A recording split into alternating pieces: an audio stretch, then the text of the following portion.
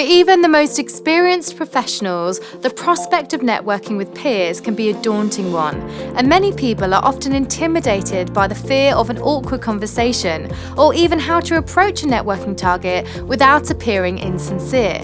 However, if you can get over the nerves and prepare correctly, networking at industry events can really help you enhance your career prospects, build your confidence, and allow you to get a better understanding of your industry. Remember, you don't always have to be a confident extrovert to succeed at networking, and there are lots of ways to prepare before you start. So here are a few tips to bear in mind.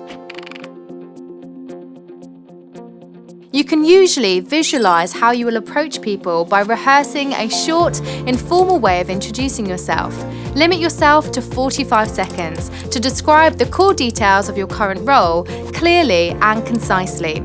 It's also worthwhile familiarizing yourself with the background of your networking targets and their company, as well as some current industry news and trends, so you have topical material to refer to in conversations.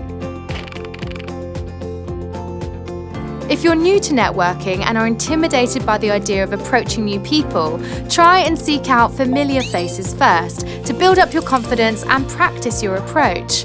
Why not begin by approaching friends, university alumni, or former colleagues who might have contacts in your field? This way, you can be introduced by a mutual acquaintance rather than approaching someone cold when you're not that well acquainted. You can also use these existing contacts to practice your delivery and opening lines.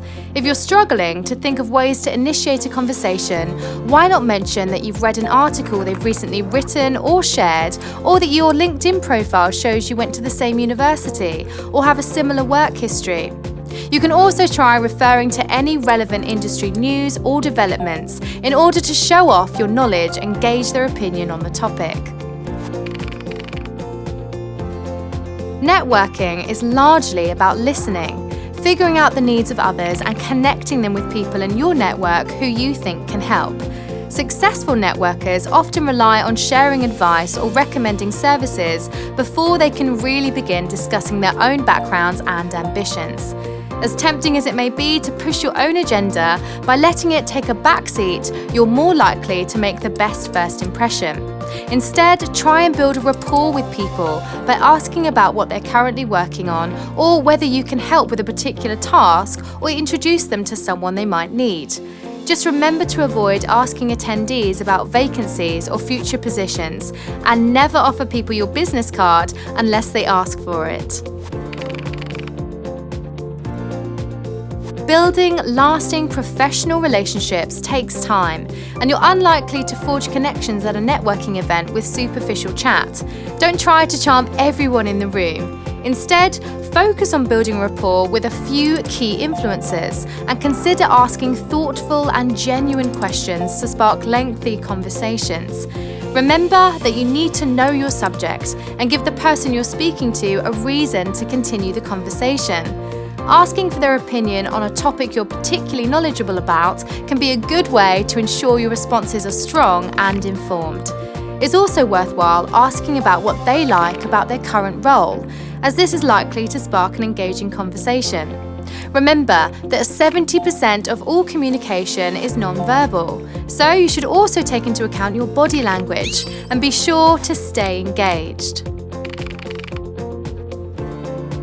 If you've managed to come away from an event with new contacts, consider following up with an email or LinkedIn connection request a day or two after the meeting or event. If the conversation is going well, don't hesitate to pull out your phone and connect with them there and then. When it comes to staying in touch and keeping the conversation going, try and use email and social media. Pass on relevant industry-related information whenever you can, and try and respond to anything they've shared with likes and insightful remarks. Also, if you're attending another event, don't be afraid to ask for a delegate list beforehand so you can check to see if any of your new contacts are attending. Finally, our top tip would be to understand how and when to move away from a conversation if things aren't going to plan. If the person isn't interested and is being short with their answers, don't panic. Read the signs and just politely move on.